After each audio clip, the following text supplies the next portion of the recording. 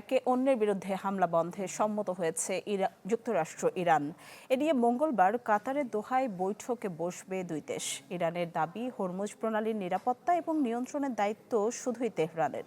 আর যুক্তরাষ্ট্রের অভিযোগ, জাহাজে হামলা চালিয়ে সমঝোতা লঙ্ঘন করেছে ইরান।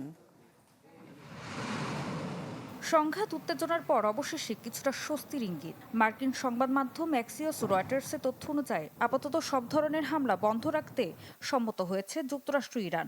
মঙ্গলবার কাতারের রাজধানী দোহায় মুখোমুখি বসবেন দুই দেশের প্রতিনিধিরা। আলোচনার কেন্দ্রবিন্দুতে থাকবে বিশ্বের সবচেয়ে গুরুত্বপূর্ণ জ্বালানি নৌপথ হরমুজ প্রণালী।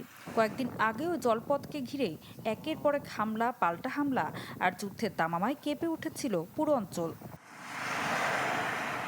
হরমুজ প্রণালীর নিয়ন্ত্রণ এবং নিরাপত্তার দায়িত্ব শুধু তেহরানের বলে সাফ জানিয়ে দিয়েছেন ইরানের পররাষ্ট্রমন্ত্রী আব্বাস আরাকচি। ইরানের নির্ধারিত নৌপথ এড়িয়ে যাওয়ার যে কোনো চেষ্টা নতুন করে উত্তেজনা ও সংঘাত ডেকে আনতে পারে বলেও হুঁশিয়ারি দেন তিনি।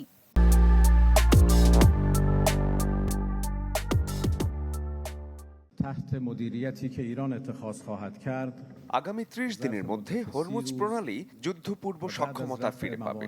ইরান প্রয়োজনীয় বাধা অপসারণের পর পুরো প্রক্রিয়াটি ইসলামী প্রজাতন্ত্র ইরানের ব্যবস্থাপনায় পরিচালিত হবে। যুক্তরাষ্ট্রের সাথে স্বাক্ষরিত সমঝোতা অনুযায়ী এই বিষয়ে ইরান ছাড়া অন্য কোনো দেশের দায়িত্ব নেই।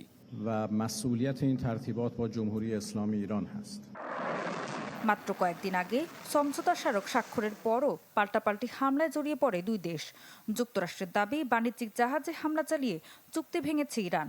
অন্যদিকে তেহরানের অভিযোগ, ইরানের ভূখণ্ডে বিমান হামলা চালিয়ে এবং হরমুজে উত্তেজনা তৈরি করে সমঝোতা লঙ্ঘন করেছে ওয়াশিংটন।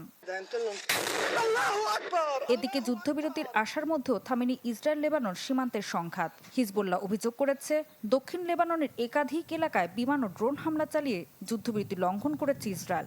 সংগঠনটি বলছে, দেশের নিরাপত্তা ও জনগণকে রক্ষায় প্রয়োজন হলে তারা জবাব দিতেও প্রস্তুত।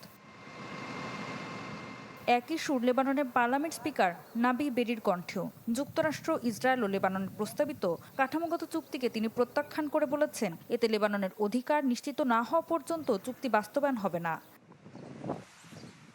এদিকে যুদ্ধের উত্তাপ ছড়িয়ে পড়েছে বিশ্ববাজারেও। হরমুজ প্রণালীতে জাহাজ চলাচল কমে যাওয়ায় আন্তর্জাতিক বাজারে আবারও বাড়তে শুরু করেছে অপরিশোধিত তেলের দাম। ফলে শুধু মধ্যপ্রাচ্য নয়, এই সংকটের প্রভাব পড়ছে বৈশ্বিক অর্থনীতিতেও। ঋতু সাহা, চ্যানেল 24।